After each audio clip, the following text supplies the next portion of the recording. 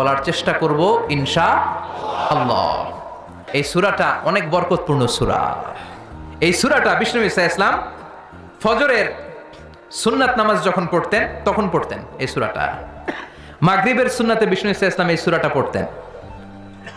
আবার যারা হজ উমরা করেছেন তাওয়াফের পরে 2 রাকাত নামাজ পড়া সুন্নাহ, ওই 2 রাকাত নামাজের দ্বিতীয় রাকাতে বিষ্ণুনবী এই সূরাটা পড়তেন। তাওয়াফের পরে 2 রাকাত পড়তে হয়, এই 2 রাকাত সালাতের দ্বিতীয় রাকাতে বিষ্ণুনবী এই সূরাতুল ইখলাস পড়তেন। সুবহানাল্লাহ পড়ুন। আবার বিতিরের সালাতের শেষের রাকাতে পড়তেন। আল্লাহু আকবার। তাহলে আমরা পেলাম ফজরের 2 রাকাত সুন্নতে বিষ্ণুনবী সূরাতুল ইখলাস পড়তেন, মাগরিবের 2 রাকাত সুন্নাতে বিষ্ণুনবী সূরাতুল ইখলাস পড়তেন। তাওয়াফের পরে যে 2 রাকাত নামাজ পড়তে হয় তার দ্বিতীয় রাকাতে সূরাতুল ইখলাস পড়তেন। আর বিতিরের সালাত, তাহলে বিষ্ণু ঈসা ইসলাম বিতিরের সালাতের শেষ রাকাতে পড়তেন, মনে আছে? বিশ্বনবী এই সূরাটাকে বলেছেন সুলুসুল কোরআন,